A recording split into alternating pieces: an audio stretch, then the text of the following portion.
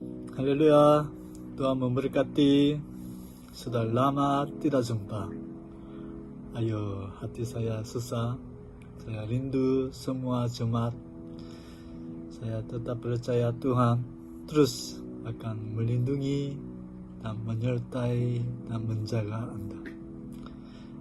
Mari kita berdoa untuk mendengar firman Tuhan.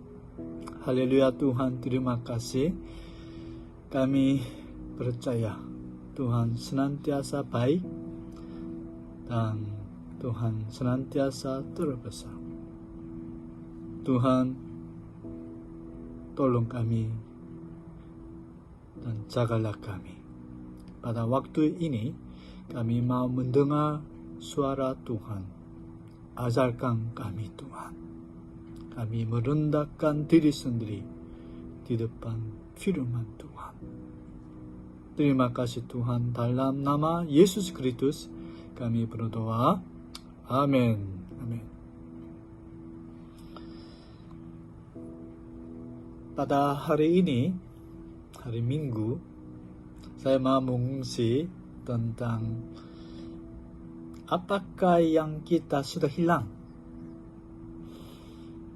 Pada waktu lockdown karena coronavirus, ada hal yang kita sudah hilang. Tidak boleh kerja, tidak boleh keluar, tidak boleh makan di restoran, dan tidak boleh shopping, tidak boleh pelancong, dan tidak boleh melayani di luar. Ini banyak yang kita sudah hilang. Dan melalui Lukas pasal 15 ayat 1 sehingga 32 kita dapat belajar di sana. Tuhan berkata ada hal yang sudah hilang. Apakah sudah hilang? Bukan hanya kita sudah hilang apakah kita perlu untuk hidup, tetapi Tuhan berkata ada hal yang lebih penting daripada makanan. Mari kita membaca firman Tuhan Lukas pasal 15 ayat 1 dan 2. Para pemungut cukai dan orang-orang berdosa biasanya datang kepada Yesus untuk mendengarkan Dia. Maka bersungut-sungutlah orang-orang Farisi dan ahli Taurat. Katanya, ia menerima orang-orang berdosa dan makan bersama-sama dengan mereka. Melalui dua ayat di sini, kita dapat memahami kenapa Yesus menceritakan itu cerita tentang 3 jenis cerita. Hilang domba, hilang duit, koin, hilang anak. Di sini ketika kita memahami ini cerita, apa yang Yesus sudah mengungsi, kita boleh memahami siapakah Bapa. Bapa ialah Yesus Kristus. Dan siapakah anak bungsu? Ini orang berdosa, orang-orang cukai. Dan siapakah anak sulung?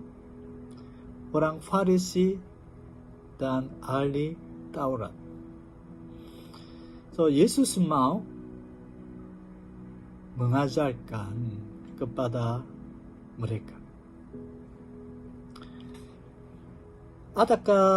Adalah di sini 3 jenis hilang. Hilang yang pertama seekor domba daripada 100. Walaupun ada 99 sudah ada, tetapi hilang 1 domba, itu begitu penting. Dan tentang koin, satu dirham daripada 10. Walaupun ada 9 tetapi satu hilang, susah betul. Ini Tuhan mau betul-betul mencari. Dan juga kita dapat memahami apakah tujuan Tuhan mau mengungsi ini cerita. Kita boleh memahami Lukas 15, 7 dan 10. Ketika kita baca, boleh paham. 7 berkata, sukacita di surga karena satu orang berdosa yang bertobat lebih daripada sukacita karena 99 orang yang benar yang tidak memerlukan pertobatan. So di sini cakap walaupun ada orang benar 99 tetapi satu orang sudah hilang. Ini orang berdosa sudah hilang. Itu Tuhan mau. Ini seorang yang sudah hilang mau kembali. Dan Lukas 15:10 juga berkata, sukacita pada malaikat-malaikat Allah karena satu orang berdosa yang bertobat. Ketika seorang berdosa bertobat dan kembali kepada Tuhan, bukan Tuhan saja happy. Malaikat-malaikat pun sama-sama sukacita. Dan kita harus memahami melalui cerita Yesus Kristus apa yang kita dapat belajar ini, seorang yang berdosa yang bertobat itu penting. Bukan orang berdosa penting, tetapi seorang berdosa yang bertobat. Karena gereja bermula oleh seorang berdosa yang bertobat. Kerajaan Tuhan bermula oleh seorang berdosa yang bertobat. So gereja semua jemaat bukan itu senantiasa orang benar-benar ada waktu sebagai orang berdosa. Semua orang. So ada waktu yang bertobat dan kita datang kepada Tuhan dan kita dapat berkumpul di gereja dan melayani untuk kerajaan Tuhan. Di sini ada seorang bapa. Apakah dia sudah hilang? Ini bapa sebenarnya Yesus Kristus. Apakah Tuhan Yesus sudah hilang? Yang pertama, Yesus sudah hilang. Yang pertama anak bungsu. Yang kedua anak sulung. Dia ada dua anak. So dua anak semua Yesus Bapa sudah hilang. So anak bungsu kita boleh belajar apa dia sudah hilang. Dia sudah hilang Bapa, Tuhannya, dan berkat Tuhan juga. Mari kita baca sama-sama Lukas 15 ayat 12. Kata yang bungsu kepada ayahnya, Bapa, berikanlah kepadaku bagian harta milik kita yang menjadi hakku. Lalu ayahnya membagi-bagikan harta kekayaan itu di antara mereka. Sebenarnya itu ketika bapa meninggal dan itu anak-anak dapat menerima milik daripada bapa. Tetapi ini anak bungsu dia mau cepat ambil hartanya daripada bapa, milik daripada bapa. So ayah bagus, nah, dia sudah mengungsi, membagi-bagi. Ini anak-anak sulung, ini anak-anak bungsu. Oke, sudah susun. Tetapi sebenarnya dua-dua harus tunggu sehingga papa meninggal. Tetapi ayat 13 berkata, beberapa hari kemudian, bukan 1 tahun, 2 tahun, tetapi di sini berkata, beberapa hari kemudian, anak bungsu itu menjual seluruh bagiannya itu, lalu pergi ke negeri yang jauh. Di sana, ia memboroskan harta miliknya itu dengan hidup berfoya-foya. So, ini anak sulung, oke, dia harus tinggal sama-sama dengan papa. Tetapi anak bungsu, dia mau cepat bebas daripada papa dan abangnya. Dia mau semua milik dia cepat, dan dia mau memakai mereka untuk dia saja. Itu sebab dia jual cepat semua itu bagian punya dan ambil pergi ke negara jauh. Ini bermaksud dia sudah jauh daripada papa, jauh daripada keluarganya, jauh daripada Tuhan. So dia memakai semua just senang saja untuk menikmati sendiri saja. Ini sebenarnya papa punya kekayaan, tetapi dia berpikir ini saya punya, saya mau memakai untuk saya saja, dan dia pakai semua, habiskan. Dan ayat 14, setelah dihabiskannya semuanya, timbullah bencana kelaparan di dalam negeri itu, dan ia pun mulai melarat.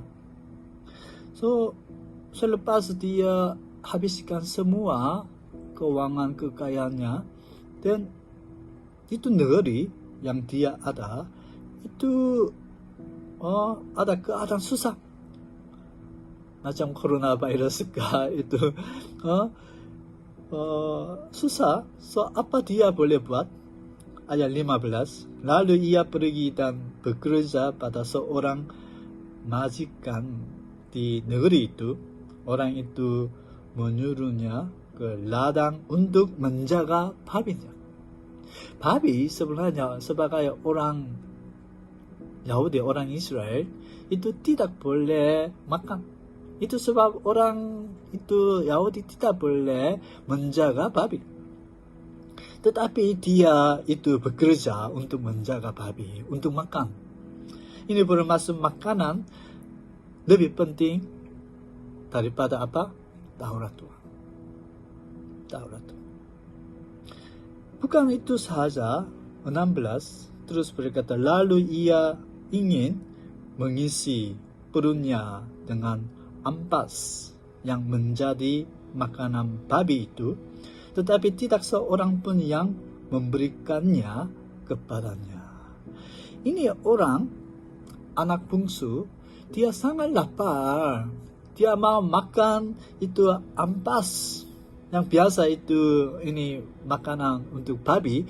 Dia pun mau makan itu juga, tetapi seorang pun tidak kasih kepada dia. Ini bermaksud dia lebih kurang penting daripada babi. Babi lebih penting daripada dia. Babi ada nilai lebih penting daripada dia.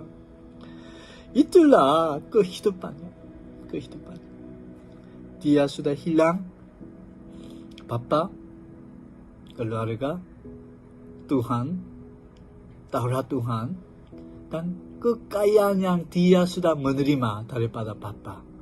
Dan dia sudah hilang hormat sendiri punya, hak sendiri, manusia hak manusia sendiri punya juga sudah hilang.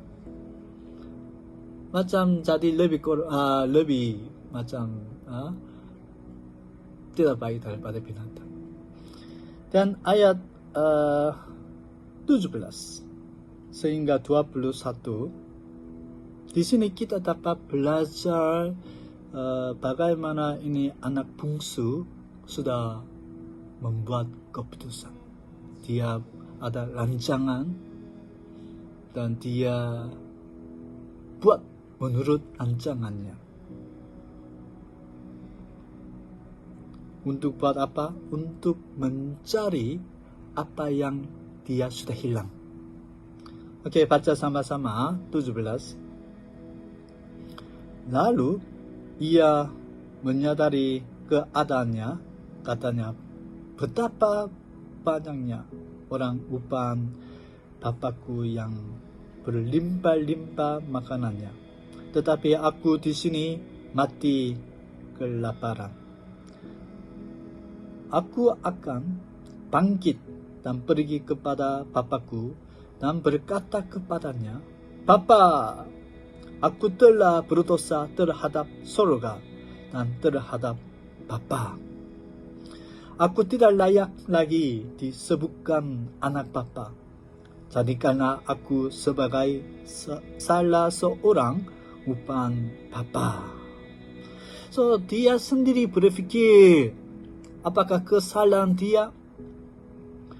Dan dia sendiri berpikir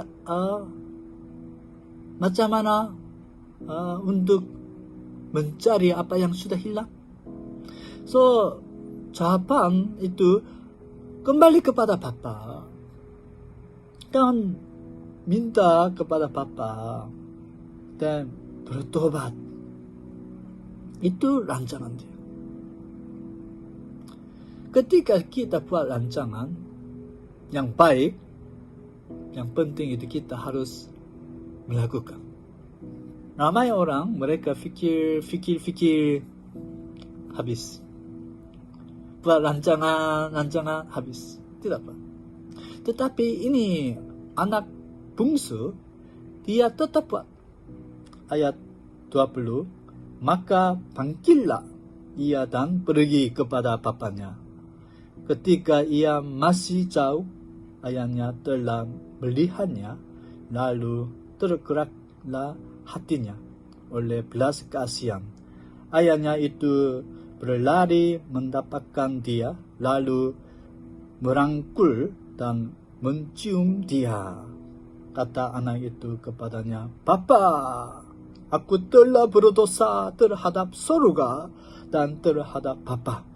Aku tidak layak lagi disebutkan anak Bapa. Tobat ini bukan hanya dalam pemikiran dan dalam rancangan.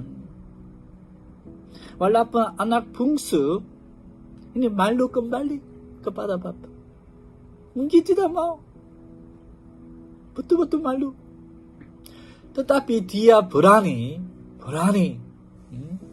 untuk menjumpai Bapa dan bertobat.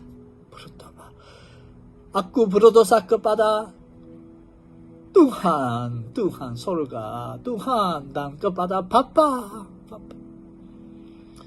Dia bertobat, tetapi tengok bila Tuhan itu Bapa sudah mengampuni dia.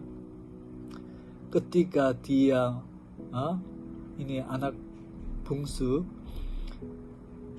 datang kepada Bapa, tengok walaupun jauh, Bapa sudah kasihnya besar kepada dia. Dan dia lari menyambut anaknya dan cium lagi macam dia sudah terima. Penting itu ketika kita membuat keputusan untuk bertobat dan kita mengubahkan kehidupan kita, Tuhan sudah menerima kita, mengampuni kita, menunjukkan kasih-Nya kepada kita. Dan apakah Bapa sudah bersiap untuk dia? Anak bungsu hanya minta, pakailah saya sebagai orang yang bekerja di sini, sebagai hamba Bapa. Sudah merendahkan diri sendiri. Tetapi apa Bapa buat? ayat 22. Tetapi ayah itu berkata kepada hamba-hambanya, lekaslah, bawa kemari jubah yang terbaik.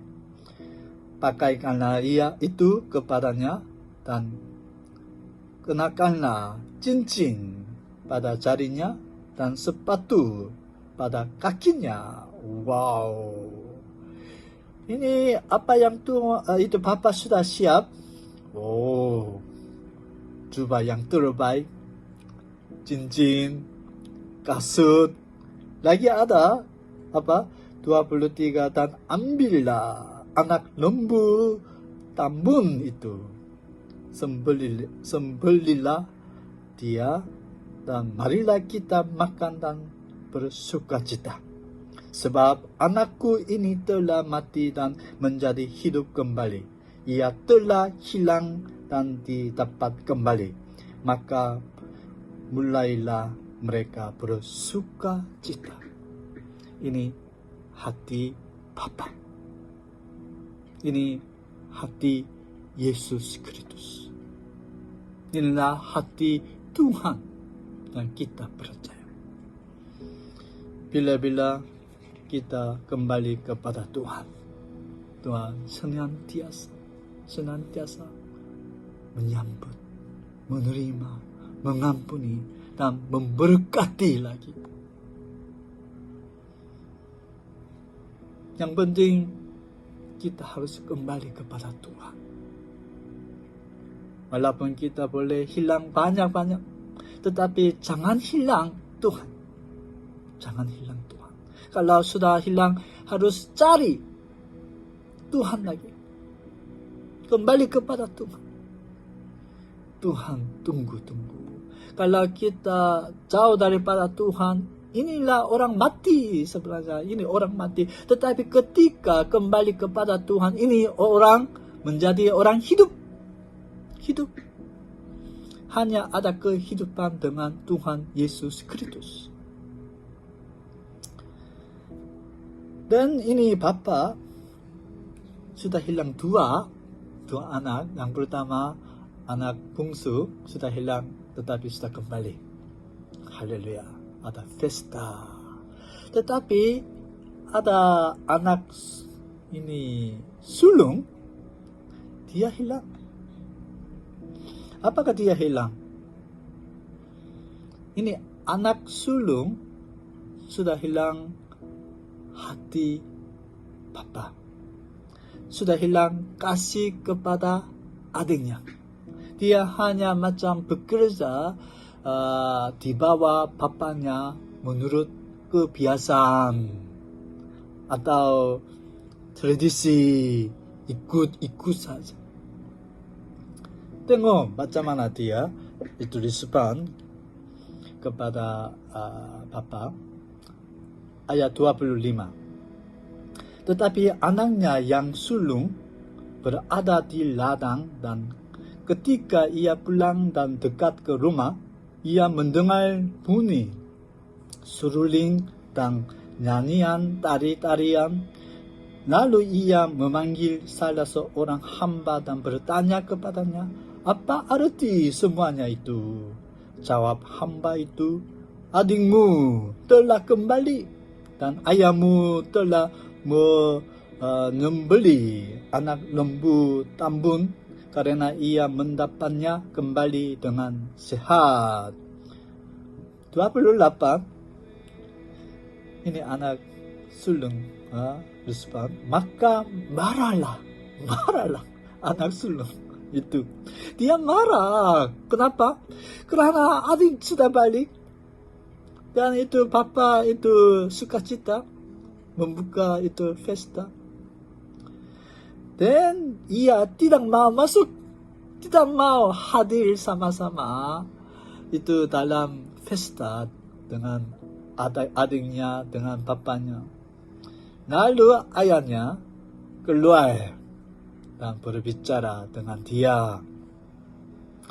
29. Tetapi ia menjawab ayahnya, katanya, telah bertahun-tahun aku melayani Bapa dan belum pernah aku melanggar perintah Bapa, tetapi kepadaku belum pernah Bapa memberikan seekor anak kambing untuk bersukacita dengan sahabat-sahabatku. Dan 30, tetapi baru saja datang anak Bapa yang telah memboroskan harta kekayaan Bapa bersama-sama dengan pelacur. Maka Bapa menyembelih anak lembu tambun itu untuk dia. So dia anak sulung macam ada hati pikiran untuk berbanding dengan adiknya. Apa Bapa buat kepada adiknya, dia berpikir tidak adil. Tidak adil. Karena itu dia pikir itu Bapa salah buat. Dia tidak buat begitu. Bapa tidak buat begitu kepada dia, anak sulung. Tetapi kepada adiknya, dia buat, dia marah. Dan apakah itu Bapa cakap kepada anak sulung? 31. Kata ayahnya kepadanya, anakku, engkau selalu bersama-sama dengan aku, dan segala kepunyaanku adalah kepunyaanmu. Kita patut bersukacita dan bergembira karena adikmu telah mati dan menjadi hidup kembali. Ia telah hilang dan didapat kembali. Apa Bapa berkata kepada anak sulung? Semua kekayaan yang saya punya ini kamu punya. Kamu sama-sama dengan aku selalu. Itu sebab Bapa mau anak sulung mempunyai hati Bapa. Hati Bapa. Mengasihi anak itu bungsu, adiknya yang sudah hilang. Yesus mau orang Farisi dan ahli Taurat bukan marah-marah kepada orang berdosa, orang cukai. Yesus mau mereka itu untuk mengasihi mereka, mengasihi orang berdosa. Yesus mau ini orang Farisi dan ahli Taurat untuk mengasihi mereka dan memberkati mereka, mengajar mereka, tolong mereka kembali kepada Tuhan. Itu hati Yesus Kristus. Apakah kita sudah hilang? Keuangan? Ya, karena COVID-19, lockdown, ada banyak yang kita sudah hilang.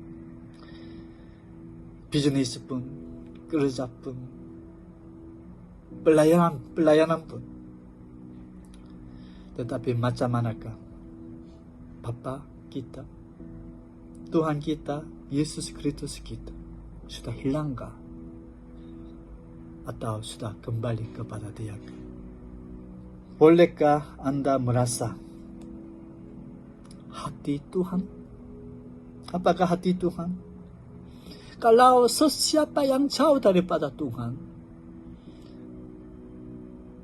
Tuhan Yesus mau Anda cepat kembali kepada Tuhan.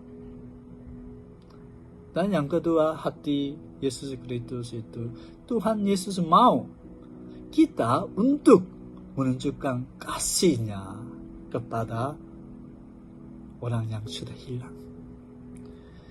Kita harus berusaha untuk mencari orang hilang di antara ahli keluarga kita, di antara kawan-kawan kita. Dan ketika orang yang hilang kembali kepada Tuhan, ada pesta, ada sukacita, malaikat pun sama-sama. Memang Tuhan Yesus bersama-sama untuk bersukacita sekali.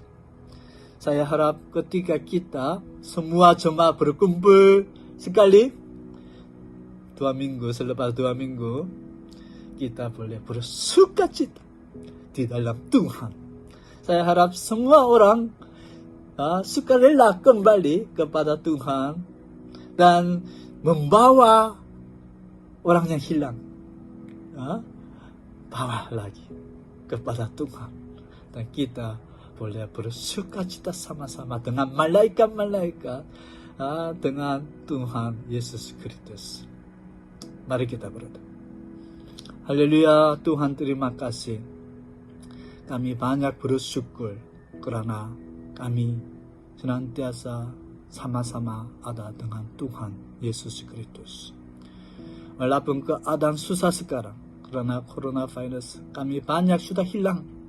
Tetapi karena Tuhan ada sama-sama dengan kami, dan kami yakin Tuhan akan menolong dan membantu kami. Semua kerja kami, bisnis kami, keluarga kami, semua pelayanan kami juga. Kami rindu untuk mempunyai hati Yesus Kristus. Kalau ada sesiapa yang sudah hilang itu Tuhan tolong mereka untuk cepat bertobat dan kembali kepada Engkau. Dan pakailah semua jemaat juga untuk menunjukkan kasih Tuhan kepada orang yang sudah hilang. Ketika kami menjumpai selepas 2 minggu, tolong kami bersukacita di gereja karena ada orang kembali kepada Tuhan, karena ada orang membawa orang yang sudah hilang kepada Tuhan. Terima kasih Tuhan. Dalam nama Yesus Kristus kami berdoa. Amin. Amin. Haleluya. Haleluya. Tuhan memberkati. Tuhan terus menjaga, melindungi Anda.